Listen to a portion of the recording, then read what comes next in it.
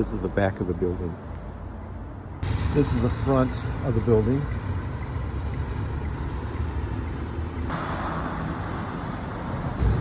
Goes across the street, windows blown, a lot of windows been replaced.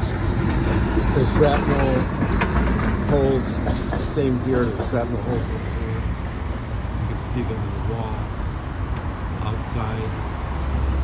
And matter of fact, you can see them behind this building. You can see shrapnel strikes.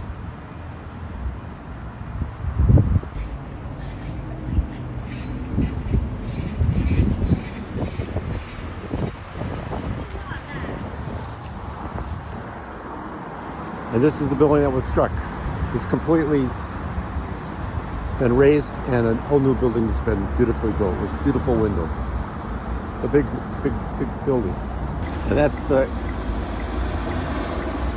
building that was, site that was struck. Beautiful new building. Carnage. Terrorists. Not a military site. Russian attacks. 2 years ago, 2 years ago.